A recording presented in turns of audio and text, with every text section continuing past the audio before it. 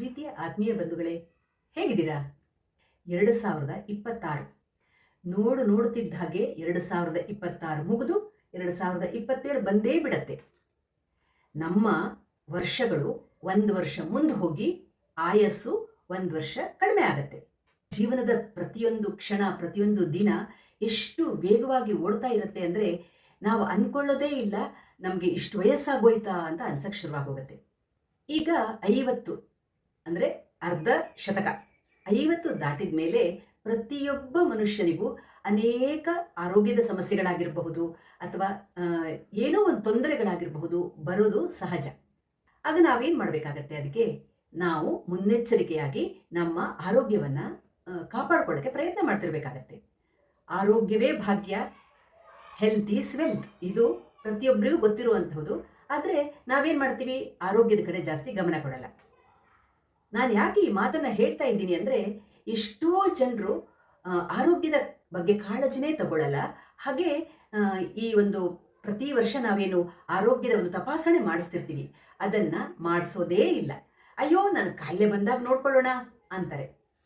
ಚಿಕ್ಕ ಮುಳ್ಳಲ್ಲಿ ತೆಗೆಯುವಂತಹ ಒಂದು ಕೆಲಸವನ್ನು ಕೊಡಲಿ ತಗೋಬೇಕಾಗತ್ತೆ. ಅಂದರೆ ಸಣ್ಣದರಲ್ಲಿ ಆಗುವಂತಹುದು ತುಂಬ ದೊಡ್ಡದಾಗೋ ಥರ ನಾವೇ ಮಾಡ್ಕೊಳ್ಬೇಕಾಗತ್ತೆ.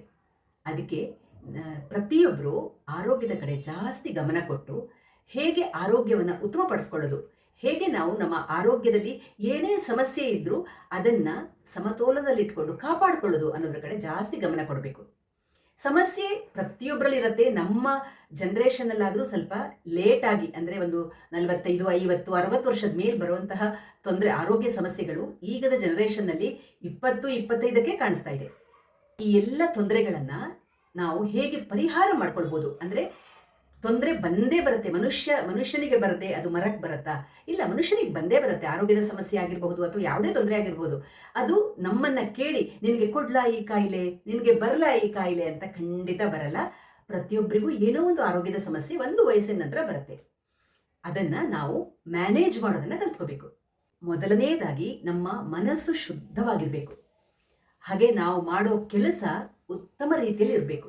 ಆಗ ನಿಮಗೆ ಬಂದಿರೋ ಕಾಯಿಲೆಗಳಾಗಿರಬಹುದು ಎಲ್ಲವೂ ಒಂದು ಮ್ಯಾನೇಜ್ ಮಾಡೋ ಲೆವೆಲಲ್ಲಿ ಇರುತ್ತೆ. ಅದೇ ಇನ್ನೊಬ್ಬರ ಬಗ್ಗೆ ಕೆಟ್ಟ ಯೋಚನೆ, ಇನ್ನೊಬ್ಬರ ಬಗ್ಗೆ ಹೊಟ್ಟೆ ಉರಿ, ಇದನ್ನು ಪಟ್ಕೊಳ್ತಾ ಇದ್ದರೆ ಅವರ ಕಾಯಿಲೆ ಉಲ್ಬಣ ಆಗ್ತಾ ಹೋಗುತ್ತೆ, ಕಂಟ್ರೋಲಿಗೆ ಬರಲ್ಲ. ಯಾಕಂದರೆ ಅವರಲ್ಲಿ ಒಳಗಡೆ ಒಂಥರ ಜ್ವಾಲಾಮುಖಿ ಉರಿತಾ ಇರುತ್ತೆ, ಕುದಿತಾ ಇರುತ್ತೆ. ಅಂಥವರಿಗೆ ಅದು ಕಂಟ್ರೋಲ್ ಆಗಲ್ಲ. ನಾನು ಈ ಮಾತನ್ನು ಯಾಕೆ ಹೇಳ್ತಾ ಇದ್ದೀನಿ ಅಂತ ನೀವು ಅನ್ಕೋಬೋದು. ನನ್ನ ವಯಸ್ಸು ನಿಮಗೆಲ್ಲ ಗೊತ್ತಿರುತ್ತೆ, ನೀವು ಎಲ್ಲ ವಿಡಿಯೋಗಳನ್ನು ನೋಡಿರ್ತೀರ. ನಾವು 56ನೇ ವಯಸ್ಸಲ್ಲಿ ಇದ್ರೂ ಹೇಗೆ ಇಷ್ಟು ಚೆನ್ನಾಗಿ ಆರೋಗ್ಯವಾಗಿದ್ದೀವಿ ಅಂತ ಅನ್ಕೋಬೋದು. ಆರೋಗ್ಯದಲ್ಲಿ ನಮಗೂ ಬೇಕಾದಷ್ಟು ತೊಂದರೆಗಳಿವೆ. ನೋಡಿ, ಇಲ್ಲೇ ನನ್ನ ಮೆಡಿಕಲ್ ಫೈಲ್. ಈಗ ಒಂದು 4-5 ದಿವಸದ ಕೆಳಗಡೆ ನಾವು ಇದು ಮೆಡಿಕಲ್ ಟೆಸ್ಟ್ ಮಾಡಿಸ್ಕೊಂಡು ಬಂದ್ವಿ. ನಾನು ನನ್ನ ಯಜಮಾನರು ಇಬ್ಬರು ಮೆಡಿಕಲ್ ಚೆಕಪ್ ಮಾಡಿಸ್ಕೊಂಡು ಬಂದ್ವಿ. Yearly checkup. ನಾವು ಸಾಮಾನ್ಯ ಇದನ್ನು ಒಂದು 15ರಿಂದ 20 ವರ್ಷಗಳಿಂದ ಮಾಡಿಸ್ತಾ ಇದ್ದೀವಿ. ಈ ಸಲ ತುಂಬ, ಅಂದರೆ ಪ್ರತಿ ಸಲ ಹೆಲ್ತ್ ಚೆಕಪ್ ಮಾಡಿಸಿದಾಗನೂ 3 ತಿಂಗಳಿಗೆ ಒಂದ್ಸಲ ನಾನು ಮತ್ತೆ ಥೈರಾಯ್ಡ್ ಟೆಸ್ಟ್ಗಳು, ಎಲ್ಲ ಬ್ಲಡ್ ಟೆಸ್ಟ್ಗಳನ್ನು ಮಾಡಿಸ್ತೀನಿ. ಆದರೆ ಈ ವರ್ಷ ಒಂದು ಟೆಸ್ಟು ಮಾಡ್ಸೋಕ್ಕಾಗಿರಲಿಲ್ಲ. ನಿಮಗೆಲ್ಲ ಗೊತ್ತಿದೆ, ಕಳೆದ ವರ್ಷ ಜೂನ್ ಮೊದಲನೇ ವಾರದಲ್ಲಿ ನಮ್ಮ ಯಜಮಾನರಿಗೆ ಸರ್ಜರಿ ಆಯಿತು. ಆಮೇಲೆ ಏನೇನೋ ಕಾಂಪ್ಲಿಕೇಶನ್ಸ್ ಆಯಿತು. ಆಮೇಲೆ ಡಾಕ್ಟ್ರು 3 ತಿಂಗಳು ವಾಕ್ ಮಾಡಬಾರ್ದು ಅಂತೆಲ್ಲ ಹೇಳಿದರು. ಹಾಗಾಗಿ ನಾವು ಎಲ್ಲೂ ವಾಕೇ ಹೋಗ್ತಿರ್ಲಿಲ್ಲ. ಇಡೀ ವರ್ಷದಲ್ಲಿ, ಅಂದರೆ ಕಳೆದ ವರ್ಷ ಜೂನಿಂದ ಈ ಕಳೆದ ವಾರ ತನಕ ನಾವು ಮ್ಯಾಕ್ಸಿಮಮ್, ಅಂದರೆ ಎವರೇಜ್ ತಗೊಂಡ್ರೆ 1 ಮಂತ್ ವಾಕ್ ಮಾಡಿರ್ಬೋದು. ವಾಕೇ ಹೋಗಿರಲಿಲ್ಲ. ನನಗೆ ಹೆಲ್ತ್ ಚೆಕಪ್ಗೆ ಹೋಗಬೇಕು, ಒಳಗಡೆ ಬಡ ಅಂತ ಹೊಡ್ಕೊಳ್ತಾ ಇತ್ತು. ಶುಗರ್ ಎಷ್ಟು ಜಾಸ್ತಿ ಆಗಿರುತ್ತೋ, ಕೊಲೆಸ್ಟ್ರಾಲ್ ಎಷ್ಟು ಜಾಸ್ತಿ ಆಗಿರುತ್ತೋ, ಥೈರಾಯ್ಡ್ ಏನಾಗಿದೆಯೋ ಅನ್ನೋ ತುಂಬ ಭಯ ಇತ್ತು. ಯಾಕಂದರೆ ನನಗೆಲ್ಲ ತೊಂದರೆಗಳು ಇದೆ. ನನಗೂ ಶುಗರ್ ಇದೆ, ಹೈಪರ್ ಟೆನ್ಷನ್ ಇದೆ, ಥೈರಾಯ್ಡ್ ಇದೆ. ಆದರೆ ಎಲ್ಲವೂ ಕಂಟ್ರೋಲಲ್ಲಿದೆ. ಯಾಕೆ ವಾಕಿಲ್ಲ, ಏನಿಲ್ವಲ್ಲ, ಅದೇನು ತೋರಿಸಿ ಏನೇನು ಬರುತ್ತೋ ಅನ್ನೋ ಒಂದು ಭಯದಲ್ಲಿ ಹೋಗಿದ್ವಿ. ಆದರೆ ದೇವರ ಆಶೀರ್ವಾದ, ನಿಮ್ಮೆಲ್ಲರ ಪ್ರೀತಿಯಿಂದ ನನ್ನ ಹಾಗೂ ನಮ್ಮ ಯಜಮಾನರ ಎಲ್ಲ ಟೆಸ್ಟ್ಗಳು ಅಷ್ಟು ನಾರ್ಮಲ್. ಯಾವುದ್ರಲ್ಲೂ ಏನೂ ತೊಂದರೆ ಇಲ್ಲ. ತೊಂದರೆ ಇರೋವಂಥದ್ದು ಒಂದು ಬಂದಿದೆ, ಅದನ್ನು ಹೇಳ್ತೀನಿ ನಿಮಗೆ. ಆದರೆ ಶುಗರು, BP, ಕೊಲೆಸ್ಟ್ರಾಲ್, ಥೈರಾಯ್ಡ್ ಎಲ್ಲನೂ ನಾರ್ಮಲ್. 1 ವರ್ಷದಿಂದ ವಾಕ್ ಇಲ್ಲ. ನಾನಷ್ಟು ಡಯೆಟ್ಟು ತುಂಬ ಅಂದರೆ ಸ್ಟ್ರಿಕ್ಟ್ ಕಂಟ್ರೋಲ್ ಅಂತ ಏನಿಲ್ಲ. ನಾನು ಜಾಸ್ತಿ ತಿನ್ನಲ್ಲ, ನಾನು ಯಾವಾಗಲೂ ಲಿಮಿಟಲ್ಲೇ ತಿನ್ನೋದು. ಆದ್ರೂ ಎಲ್ಲ ರಿಪೋರ್ಟ್ಗಳು ನಾರ್ಮಲ್ ಆಗಿದೆ. ಎಷ್ಟು ಖುಷಿ ಆಯಿತು ನನಗೆ ರಿಪೋರ್ಟ್ ನೋಡಿದಾಗ. ಆದರೆ ಅದರ ಜೊತೆ ಎಲ್ಲ ಟೆಸ್ಟ್ಗಳಿರುತ್ತಲ್ವಾ, ಪ್ಯಾಪ್ ಸ್ಮಿಯರ್ ಇರುತ್ತೆ, ಮ್ಯಾಮೋಗ್ರಫಿ ಇರುತ್ತೆ, ಆಮೇಲೆ ಅಲ್ಟ್ರಾಸೌಂಡ್, ಅಬ್ಡಮನ್ ಅಲ್ಟ್ರಾಸೌಂಡ್ ಇರುತ್ತೆ, ಎಲ್ಲ ಟೆಸ್ಟ್ಗಳಿರುತ್ತೆ. ಅಲ್ಟ್ರಾಸೌಂಡ್ ಮಾಡಿದಾಗ ನನಗೆ ಡಾಕ್ಟ್ರು ನಿಮಗೆ ಗಾಲ್ ಬ್ಲಾಡರ್ ಸ್ಟೋನ್ ಇದೆಯಾ ಅಂತ ಕೇಳಿದ್ರು. ನಾನು ಹೇಳಿದೆ ಇಲ್ಲ, ಇವತ್ತು ತನಕ ಯಾವತ್ತೂ ಬಂದಿಲ್ಲ, ನಾವು 15-20 ವರ್ಷದಿಂದ ಮಾಡಿಸ್ತಾ ಇದ್ದೀವಿ, ಯಾವತ್ತೂ ಬಂದಿಲ್ಲ ಅಂತ ಹೇಳಿದಾಗ ಚಿಕ್ಕ ಚಿಕ್ಕದಾಗಿರೋ ಕೆಲವು ಸ್ಟೋನ್ಸ್ ಕಾಣಿಸೋ ಥರ ಇದೆ ಅಂತ ಹೇಳಿದ್ರು. ಸರಿ ಅಂತ ರಿಪೋರ್ಟ್ ಎಲ್ಲ ಬಂತು. ನೋಡುವಾಗ ಸ್ಮಾಲ್ ಸ್ಮಾಲ್ ಮಲ್ಟಿಪಲ್ ಸ್ಟೋನ್ಸ್ ಅಂತ ಬಂದಿತ್ತು ರಿಪೋರ್ಟಲ್ಲಿ. ಆಮೇಲೆ ನಾವು ಡೈಟಿಷಿಯನನ್ನು ಮೀಟ್ ಆದ್ವಿ, ಎಲ್ಲ ಡಾಕ್ಟರ್ಗಳನ್ನ ಫಿಸಿಷಿಯನ್ನ ಮೀಟ್ ಆದ್ವಿ, ಎಲ್ಲರನ್ನ ಮಾಡಿದ್ಮೇಲೆ ನಾವು ಸ್ಪರ್ಶ್ ಹಾಸ್ಪಿಟ್ಲಲ್ಲಿ ಚೆಕಪ್ ಮಾಡಿಸಿರೋದು. ಆಮೇಲೆ ನಮ್ಮನ್ನು ನೋಡ್ತಿರೋ ಡಾಕ್ಟರು ಸುಮಾರು 15 ವರ್ಷದಿಂದ ನಮ್ಮನ್ನು ನೋಡ್ತಾ ಇದ್ದಾರೆ, ಅವ್ರ ಹತ್ರ ಹೋದ್ವಿ. ಅವರು MD ಫಿಸಿಷಿಯನ್, ಅವರು ಇಂಟರ್ನಲ್ ಮೆಡಿಸಿನ್ ಫಿಸಿಷಿಯನ್, ಅವ್ರ ಹತ್ರ ಹೋದ್ವಿ. ಅವರು ಗಾಲ್ ಬ್ಲಾಡರ್ಲಿರೋ ಸ್ಟೋನ್ ನೋಡಿಬಿಟ್ಟು ನೀವು ಒಂದು MRCP ಅಂತ ಒಂದು ಟೆಸ್ಟ್ ಇದೆ, ಅದನ್ನು ಮಾಡಿಸಿದ್ರೆ ನಿಮಗೆ ಕ್ಲಿಯರ್ ಪಿಕ್ಚರ್ ಗೊತ್ತಾಗತ್ತೆ ಅಂತ ಹೇಳಿದ್ರು. ನಾನು ಬೇಡ ಅಂದರೆ ಕೇಳಲಿಲ್ಲ, ನಮ್ಮ ಯಜಮಾನರು ಮಾಡೋಣ ಅಂದರು. ಅದು ಆ್ಯಕ್ಚುಲಿ ಅದು ಅಬ್ಡಮನ್ MRI.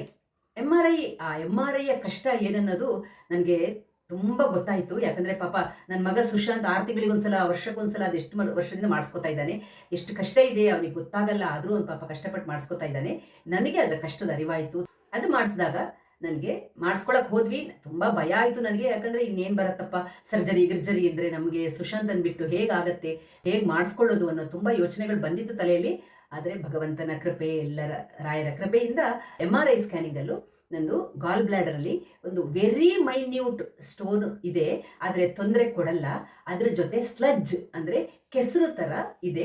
ಅದು ಬಿಟ್ಟರೆ ಮುಂದೆ ಕೊಲೆಸ್ಟ್ರಾಲ್ ಸ್ಟೋನ್ ಆಗಿ ಕನ್ವರ್ಟ್ ಆಗಬಹುದು. ಅದಕ್ಕೊಂದು ಟ್ಯಾಬ್ಲೆಟ್, ಒಂದು 3 months ಟ್ಯಾಬ್ಲೆಟ್ ತೊಗೊಳಕ್ಕೆ ಹೇಳಿದ್ದಾರೆ. ಅದು ತುಂಬ ಕಾಸ್ಟ್ಲಿ ಟ್ಯಾಬ್ಲೆಟ್, ಅದು ಬರ್ಕೊಟ್ಟಿದ್ದಾರೆ. ಸರಿ 3 ತಿಂಗಳು ತೊಗೊಳ್ಳೋಣ, ಯಾಕಂದರೆ ಅದು ಕ್ಲಿಯರ್ ಆಗುತ್ತೆ ಟ್ಯಾಬ್ಲೆಟಲ್ಲಿ ಅಂತ ಹೇಳಿದ್ದಾರೆ. ಹಾಗಾಗಿ ಬೇರೆ ಅದೊಂದು ಬಿಟ್ಟರೆ ಇನ್ಯಾವ ತೊಂದರೆನೂ ಇಲ್ಲ. ಅದೇ ಹೇಳ್ತಾ ಇದ್ದೆ, ನನಗೆ ಶುಗರ್ ಬಂದು ಒಂದು 6 ವರ್ಷ ಆಯ್ತು ಅನಿಸುತ್ತೆ. ತುಂಬ ಕಂಟ್ರೋಲ್ ಇದೆ, ಏನೋ ಎಬ್ನಾರ್ಮಲ್ ಯಾವತ್ತೂ ಬಂದಿಲ್ಲ. ಬಟ್ ಅದೊಂದು ಏನಾಗುತ್ತೋ, ವಾಕಿಂಗ್ ಇಲ್ಲ ಏನಾಗುತ್ತೋ ಅನ್ನೋ ತುಂಬ ಭಯದಿಂದ ಇದ್ದವಳಿಗೆ ಒಂದು ದೊಡ್ಡ ಸಮಾಧಾನ ಸಿಕ್ತು. ನಮ್ಮ ಡಾಕ್ಟ್ರು ಯಾವಾಗಲೂ ಹೇಳೋದು ಅದೇ ಮಾತು, ಮನಸ್ಸನ್ನು ಹತೋಟಿಯಲ್ಲಿ ಇಟ್ಕೊಳ್ಳಿ, ಕೆಟ್ಟದ್ದನ್ನು ಯೋಚನೆ ಮಾಡಬೇಡಿ. ಕೆಲವು ಟೆಕ್ನಿಕ್ಸ್ ಅವ್ರು ಹೇಳ್ಕೊಟ್ಟಿದ್ದಾರೆ ನಮಗೆ, ಅದನ್ನು ನಾನು ನಿಯತ್ತಾಗಿ ಫಾಲೋ ಮಾಡ್ತೀನಿ. ಈಗ ಒಬ್ಬರು ಮೇಲೆ ಬರ್ತಾರೆ ಅಂದರೆ ಅವ್ರ ಬಗ್ಗೆ ಹೊಟ್ಟೆ ಉರಿ ಪಟ್ಕೊಳ್ಳೋದು, ಅಥವಾ ಇನ್ನೊಬ್ಬರು ಬೆಳಿಬಾರ್ದು ನಾನು ಮಾತ್ರ ಬೆಳಿಬೇಕು, ಇಲ್ಲ ಅವ್ರ ಬಗ್ಗೆ ಕೆಟ್ಟದಾಗಿ ಅವ್ರು ಹಾಗೆ ಇವ್ರು ಹೀಗೆ ಅಂತ ಹೊಟ್ಟೆ ಉರಿಸ್ಕೊಳ್ಳೋದು, ಈ ಥರದ ಎಲ್ಲ ಭಾವನೆಗಳಿಂದ ಏನಾಗುತ್ತೆ, ನಮ್ಮ ದೇಹದಲ್ಲಿ ನೆಗೆಟಿವ್ ಎನರ್ಜಿ ಜಾಸ್ತಿಯಾಗಿ ಅದು ಕಾಯಿಲೆಯಾಗಿ ಕನ್ವರ್ಟ್ ಆಗುತ್ತೆ. ಡಾಕ್ಟರ್ ಅದೇ ಹೇಳೋದು, ಆ ಥರದ ಯೋಚನೆಗಳನ್ನು ತಲೆಯಿಂದ ತೆಗೆದು ಹಾಕಿ ಯಾವತ್ತೂ ಇನ್ನೊಬ್ಬರ ಬಗ್ಗೆ ಕೆಟ್ಟ ಯೋಚನೆಗಳನ್ನ ಮಾಡಲೇಬೇಡಿ ಅಂತ. ಅದೇ ಎಲ್ಲ ನಾವು ಅಳವಡಿಸ್ಕೊಂಡ್ಮೇಲೆ ನೋಡಿ ಎಷ್ಟು ಚೆನ್ನಾಗಿ ಬಂದಿದೆ ಅಂದರೆ ಅಷ್ಟು ಚೆನ್ನಾಗಿದೆ ರಿಪೋರ್ಟು. ನನಗಂತೂ ಅದೆಷ್ಟು ಸಮಾಧಾನ ಅಂದರೆ, ನಾನು ಭಯ ಪಟ್ಕೊಂಡು ಹೋಗಿರೋಳಿಗೆ ಅಷ್ಟು ಸಮಾಧಾನ ಸಿಕ್ತು. ನಮ್ಮ ಯಜಮಾನರ ರಿಪೋರ್ಟು ಎಲ್ಲ ನಾರ್ಮಲ್ ಇದೆ, ಅವರಿಗೆ ಹಿಮೋಗ್ಲೋಬಿನ್ ಮಾತ್ರ ಇನ್ನೂ ಸ್ವಲ್ಪ ಕಡಿಮೆ ಇದೆ. ನಮ್ಮ ಇಬ್ಬರ ಟೆಸ್ಟ್ ರಿಪೋರ್ಟು ನಾರ್ಮಲ್ ಇರೋದಕ್ಕೆ ಅಷ್ಟು ಖುಷಿ ಆಯಿತು ನಮಗೆ. ಹಾಗೆ ಮನುಷ್ಯನಿಗೆ ಯಾರಿಗೆ ಕಾಯಿಲೆಗಳಿರಲ್ಲ ಹೇಳಿ, ಈಗಿನ ವಯಸ್ಸಲ್ಲಿ ಚಿಕ್ಕ ಚಿಕ್ಕ ಮಕ್ಕಳಿಗೆ ಎಲ್ಲ ಕಾಯಿಲೆಗಳು ಬಂದಿರುವಾಗ ಒಂದು 40-50 ಆದಮೇಲೆ ಬರೋದು ಖಂಡಿತ ಸಹಜ. ನಾವು ಅದನ್ನು ಹೇಗೆ ಕಾಪಾಡ್ಕೋಬೇಕು ಅಂದರೆ, ಸಾಧ್ಯವಾದಷ್ಟು ನಮ್ಮ ಆರೋಗ್ಯವನ್ನು ಕಾಪಾಡ್ಕೊಳ್ಳೋಕ್ಕೆ ಉತ್ತಮ ರೀತಿಯ ಆಹಾರ, ಆರೋಗ್ಯಯುತ ಆಹಾರ ಅಂದರೆ ದಿನ ಹೊರಗಡೆ ತಿನ್ನೋದು ಇದೆಲ್ಲ ಅಲ್ಲ. ಸಾಧ್ಯವಾದಷ್ಟು ಮನೆಯ ಆಹಾರವನ್ನು ಶುದ್ಧವಾಗಿ ರುಚಿಕರವಾಗಿ ಮಾಡಿಕೊಂಡು ಮನೆಯಲ್ಲೇ ಸೇವಿಸೋದ್ರಿಂದ ನಮ್ಮ ಆರೋಗ್ಯವನ್ನು ಕಾಪಾಡಿಕೊಳ್ಬಹುದು. ದಿನನಿತ್ಯ ಒಂದಷ್ಟು ವ್ಯಾಯಾಮ, ಇದನ್ನೆಲ್ಲ ಪಾಲಿಸ್ಕೊಂಡು ಬಂದರೆ ಖಂಡಿತವಾಗ್ಲೂ ನಮ್ಮ ಆರೋಗ್ಯ ಚೆನ್ನಾಗಿರುತ್ತೆ. ಈ ಬಿಳಿ ಅಂಶಗಳನ್ನು ಅಂದರೆ ಸಾಲ್ಟು, ಶುಗರು ಇದೆಲ್ಲ ಸ್ವಲ್ಪ ಕಡಿಮೆ ಮಾಡಿಕೊಂಡು ಆರೋಗ್ಯವನ್ನು ನಾವು ಕಾಪಾಡ್ಕೋಬೋದು. ಹಾಗೆ ಆರೋಗ್ಯ ಯಾರಿಗೆ ಯಾವಾಗ ತೊಂದರೆ ಕೊಡುತ್ತೆ ಅಂತ ಖಂಡಿತ ಹೇಳೋಕ್ಕಾಗಲ್ಲ. ಪ್ರತಿಯೊಬ್ಬರು ಜೀವನದಲ್ಲಿ ಆರೋಗ್ಯ ತಪಾಸಣೆ ಮಾಡಿಸ್ಕೊಂಡು ಇನ್ಶೂರೆನ್ಸ್ ಅಂದರೆ ಮೆಡಿಕ್ಲೇಮ್ ಪಾಲಿಸಿಗಳನ್ನು ತಗೊಂಡು ಅದರ ಜೊತೆ ನಮ್ಮ ಆರೋಗ್ಯವನ್ನು ಕಾಪಾಡಿಕೊಳ್ಳೋಕ್ಕೆ ದಿನನಿತ್ಯ ಎಕ್ಸಸೈಸು, ಆಮೇಲೆ ಶುದ್ಧವಾದ ಮಿತವಾದ ಆಹಾರ ಸೇವನೆ ಇವೆಲ್ಲವುಗಳನ್ನು ಪಾಲಿಸ್ಕೊಂಡು ಬಂದರೆ ಖಂಡಿತವಾಗ್ಲೂ ನಮ್ಮ ಆರೋಗ್ಯವನ್ನು ನಾವು ಕಾಪಾಡ್ಕೋಬೋದು.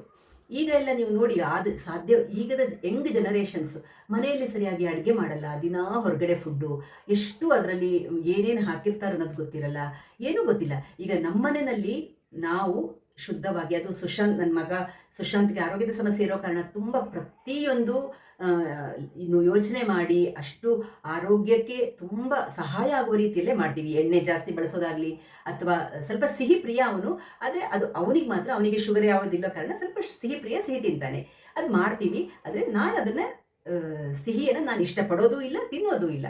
ಹಾಗಾಗಿ ಏನು ತೊಂದರೆ ಇಲ್ಲ, ಮಾಡೋದ್ರಿಂದ ಏನು ತೊಂದರೆ ಇಲ್ಲ. ಪ್ರತಿಯೊಂದನ್ನು ನಾವು ಅಷ್ಟು ಜಾಗ್ರತೆಯಿಂದ ಮಾಡುವಾಗ ನಮ್ಮ ಆರೋಗ್ಯದಲ್ಲೂ ಅದೇನು ತೊಂದರೆ ಕೊಡಲ್ಲ. ದಿನಕ್ಕೆ ಒಂದು 25 ಕಿಲೋಮೀಟರ್ ವಾಕ್ ಮಾಡೋದು, ಎಲ್ಲ ಮಾಡಿನೂ ಬರೇ ಇನ್ನೊಬ್ಬರ ಬಗ್ಗೆ ಯೋಚನೆ, ಇನ್ನೊಬ್ಬರ ಬಗ್ಗೆ ಕೆಟ್ಟ ಒಂದು ಮಾತುಗಳು, ಇನ್ನೊಬ್ಬರ ಬಗ್ಗೆ ಬೇಡದ್ದೆಲ್ಲ ಆಡ್ಕೊಂಡು ಜೀವನ ಕಳೆದ್ರೆ ಅವರ ಆರೋಗ್ಯದಲ್ಲಿ ಈ BP ಆಗಿರ್ಬೋದು, ಶುಗರ್ ಆಗಿರ್ಬೋದು ಯಾವತ್ತಿಗೂ ಕಂಟ್ರೋಲ್ ಆಗಲ್ಲ. ಅದು ಯಾವತ್ತಿದ್ರೂ ಮೇಲೇನೆ ಇರುತ್ತೆ, ಕೆಳಗಡೆ ಬರೋದೇ ಇಲ್ಲ. ಅದಕ್ಕೆ ಹೇಳೋದು, ಫಸ್ಟು ನಮ್ಮ ಮನಸ್ಸನ್ನು ಸಾಧ್ಯವಾದಷ್ಟು ಶುದ್ಧವಾಗಿಟ್ಕೊಂಡು ಇನ್ನೊಬ್ಬರ ಬಗ್ಗೆ ಒಳ್ಳೆಯದನ್ನು ಬಯಸಿ. ಯಾಕೆ ಕೆಟ್ಟದ್ದು? ಇನ್ನೊಬ್ರು ನಾನು ಬೆಳಿಬೇಕು, ನನ್ನ ಜೊತೆಲಿ ಅವರು ಬೆಳೀಲಿ, ಆ ಭಾವನೆ ಇರಬೇಕೇ ಹೊರತು ನಾನು ಬೆಳಿಬೇಕು, ಅವರನ್ನು ತುಳಿಬೇಕು ಅನ್ನೋ ಭಾವನೆ ಖಂಡಿತ ಇರಬಾರ್ದು. ಅದಿದ್ದಾಗ ನಮ್ಮ ಆರೋಗ್ಯ ಯಾವತ್ತಿದ್ರೂ ಸುಧಾರಿಸೋಕ್ಕೆ ಸಾಧ್ಯನೇ ಇಲ್ಲ. ನಮ್ಮ ಡಯಟಿಷಿಯನ್ ನೋಡಿದವರು, ನಮ್ಮ ರಿಪೋರ್ಟ್ ನೋಡಿದವರು ನನ್ನ ಹತ್ರ ನಿಯರ್ಲಿ 1 ಅವರ್ ಮಾತಾಡಿದ್ರು. ಅವರು ಫಸ್ಟ್ ಡಾಕ್ಟ್ರು, ಅಷ್ಟು ಬ್ಯುಸಿ ಇರೋ ಡಾಕ್ಟ್ರು ಎಷ್ಟು ಹೊತ್ತು ಮಾತಾಡಿದ್ರು ಅಂದರೆ, ಯಾಕಂದರೆ ನಾವು ಅದ್ರ ಬಗ್ಗೆ ಅಷ್ಟು ತಿಳ್ಕೊಂಡಿದ್ದೀವಿ. 15-20 ವರ್ಷದಿಂದ ನಾವು ಡಯಟಿಷಿಯನ್ನ ಮೀಟ್ ಆಗ್ತೀವಿ, ನಮ್ಗೆ ಅವ್ರು ಎಕ್ಸ್ಪ್ಲೈನ್ ಮಾಡ್ತಾರೆ. ಪ್ರತಿಯೊಬ್ಬರು ಸಾಧ್ಯವಾದ್ರು ಈ ವೈಟ್ ರವೆಯನ್ನು ಉಪಯೋಗಿಸೋದನ್ನು ತುಂಬ ಕಡಿಮೆ ಮಾಡಿ ಉಪಯೋಗಿಸಲೇಬೇಡಿ. ಸಾಧ್ಯವಾದಷ್ಟು ಬನ್ಸಿರವೆ ಉಪಯೋಗಿಸಿ. ಆರೋಗ್ಯದ ದೃಷ್ಟಿಯಲ್ಲಿ ಬನ್ಸಿರವೆ ತುಂಬ ಒಳ್ಳೆಯದು. ಹೈಟ್ ಇರುವಂತಹ ಎಲ್ಲ ವಸ್ತುಗಳು ಕೆಟ್ಟದ್ದು, ಮೊಸರನ್ನು ಹೊರತುಪಡಿಸಿ. ಮೊಸರು ಮಾತ್ರ ಚೆನ್ನಾಗಿ ತಗೋಬೋದು. ಮೊಸರಲ್ಲಿ ನಮ್ಮ ಗಟ್ ಸಿಸ್ಟಮ್ಗೆ ಮೊಸರು ತುಂಬ ಒಳ್ಳೆಯದು. ಹಾಗಾಗಿ ಮೊಸರು ತುಂಬ ಉಪಯೋಗಿಸ್ಬೋದು. ಅದಕ್ಕೆ ಹೇಳೋದು, ಪ್ರತಿಯೊಬ್ಬರು ಒಂದು ವಯಸ್ಸಿನ ನಂತರ ಆರೋಗ್ಯವನ್ನು ಎಷ್ಟಾಗತ್ತೆ ಅಷ್ಟು ಇಂಪ್ರೂವ್ ಮಾಡ್ಕೊಳ್ಳೋಕೆ ಟ್ರೈ ಮಾಡಬೇಕು. ಸದಾ ನಮ್ಮ ಮನಸ್ಸನ್ನು ಶುದ್ಧವಾಗಿಟ್ಕೊಂಡು ಆರೋಗ್ಯದ ಕಡೆ ಗಮನ ಕೊಡಬೇಕು. ನಿಮಗೂ ಹಾಗಾದರೆ ಮಾತ್ರೆಗಳೆಲ್ಲ ಇಲ್ವಾ ಕೇಳಿದರೆ, ಖಂಡಿತವಾಗೂ ಎಲ್ಲ ಮಾತ್ರೆಗಳು ಇದೆ. ಮಾತ್ರೆ ತಗೊಂಡ ತಕ್ಷಣ ನಾರ್ಮಲ್ ಬರಲ್ಲ. ಮಾತ್ರೆಯ ಜೊತೆ ನಮ್ಮ ಪ್ರಯತ್ನವೂ ಸ್ವಲ್ಪ ಇರಬೇಕು. ನಮ್ಮ ಮನಸ್ಸು ಶುದ್ಧವಾಗಿರಬೇಕು. ನಮಗೆ ಈ ತರಹದ ಒಂದು ಸುಶಾಂತನ ಇಟ್ಕೊಂಡು ಅವನ ಪ್ರತಿಯೊಂದು ನಿಮಿಷನೂ ನಾವು ಅಂದ್ಕೊಂಡು ಹಾಗಿರಲ್ಲ, ಅಷ್ಟು ಗಲಾಟೆ ಮಾಡ್ತಾನೆ, ಅಷ್ಟು ನಮ್ಮನ್ನು ಇರಿಟೇಟ್ ಮಾಡ್ತಾನೆ, ನಮ್ಮ BP-ಯನ್ನು ರೈಸ್ ಮಾಡ್ತಾನೆ. ಅವನನ್ನು ಕಂಟ್ರೋಲ್ ಮಾಡೋಕ್ಕೆ ಆಗಲ್ಲ ಒಂದೊಂದ್ಸಲ. ಆ ಸ್ಥಿತಿಯಲ್ಲೂ ನಾವು ಇಷ್ಟು ಮೇಂಟೈನ್ ಮಾಡ್ತಾ ಇದ್ದೀವಿ ಅಂತ ಡಾಕ್ಟ್ರ್ ಅದನ್ನೇ ಹೇಳ್ತಾರೆ. ನಿಜವಾಗ್ಲೂ ಡಾಕ್ಟ್ರ್ ಅಷ್ಟು ಖುಷಿಪಟ್ಟರು. ಡಯಟಿಷಿಯನು ಅಷ್ಟೇ. ಅದೆಷ್ಟು ಹೇಳಿದ್ರು ಅಂದರೆ ನಮಗೆ ಒಂಥರ ಅದೇ ತುಂಬ ಹೆಮ್ಮೆ ಅನಿಸ್ಬಿಡ್ತು. ನಮಗೆ ಖುಷಿಯಲ್ಲ, ಹೆಮ್ಮೆ ಅನಿಸ್ಬಿಡ್ತು. ಅದಕ್ಕೋಸ್ಕರ ನಿಮಗೂ ಎಲ್ಲರೂ ಪ್ರತಿಯೊಬ್ಬರು ಆರೋಗ್ಯದ ಕಡೆ ಗಮನ ಕೊಡಿ. ಆರೋಗ್ಯದ ಬಗ್ಗೆ ಸ್ವಲ್ಪ ಎಕ್ಸ್ಟ್ರಾ ಟೈಮ್ ಕೊಟ್ಟು ಸ್ವಲ್ಪ ವ್ಯಾಯಾಮ ದೇಹಕ್ಕೆ, ಉತ್ತಮ ಆಹಾರಗಳನ್ನು ತಗೊಳ್ಳಿ. ಹಾಗೆ ಮೆಡಿಕ್ಲೇಮ್ ಪಾಲಿಸಿಗಳು, ವಿಮಾ ಯೋಜನೆಗಳಿರುತ್ತಲ್ಲ, ಅದನ್ನು ಖಂಡಿತ ಮಾಡಿಸ್ಕೊಳ್ಳಿ. ವರ್ಷಕ್ಕೊಂದ್ಸಲ ಆರೋಗ್ಯ ತಪಾಸಣೆ ಮಾಡಿಸ್ಕೊಳ್ಳಿ. ಇಲ್ಲಾಂದರೆ ಚಿಕ್ಕ ಒಂದು ತೊಂದರೆಗೆ ನೀವು ದೊಡ್ಡದಾಗಿ ಕಷ್ಟಪಡಬೇಕಾಗತ್ತೆ. ಅದೆಲ್ಲಕ್ಕಿಂತ ಮೊದಲೇ ಚಿಕ್ಕದು ತೊಂದರೆ ಇದೆ ಅಂತ ಗೊತ್ತಾದಾಗಲೇ ಅದಕ್ಕೆ ಪರಿಹಾರ ತಕ್ಷಣ ಮಾಡ್ಕೋಬೋದು. ಇಲ್ಲ ದೊಡ್ಡದು ಆದಮೇಲೆ ಏನು ಮಾಡೋಕ್ಕಾಗಲ್ಲ. ಅದಕ್ಕೋಸ್ಕರ ಎಲ್ಲರೂ ಆರೋಗ್ಯದ ಬಗ್ಗೆ ಕಾಳಜಿ ತಗೊಳ್ಳಿ. ಅದು 50 ವರ್ಷದ ನಂತರ ನಾವು ಎಷ್ಟು ಜಾಗ್ರತೆಯಾಗಿದ್ರೂ ಸಾಕಾಗಲ್ಲ. ಆದಷ್ಟು ಜಾಗ್ರತೆಯಿಂದ ಪ್ರತಿಯೊಬ್ಬರು ಆರೋಗ್ಯದ ಕಡೆ ಗಮನ ಕೊಡಿ ಅಂತ ಹೇಳ್ತಾ ಸಿಗೋಣ ಮುಂದಿನ ವಿಡಿಯೋದಲ್ಲಿ. ಅಲ್ಲಿ ತನಕ ರಾಯರು ನಿಮ್ಮೆಲ್ಲರನ್ನ ಚೆನ್ನಾಗಿಟ್ಟಿರಲಿ ಅಂತ ಪ್ರಾರ್ಥಿಸ್ತಾ ಸಿಗೋಣ. ಧನ್ಯವಾದಗಳು. ನಮಸ್ಕಾರ.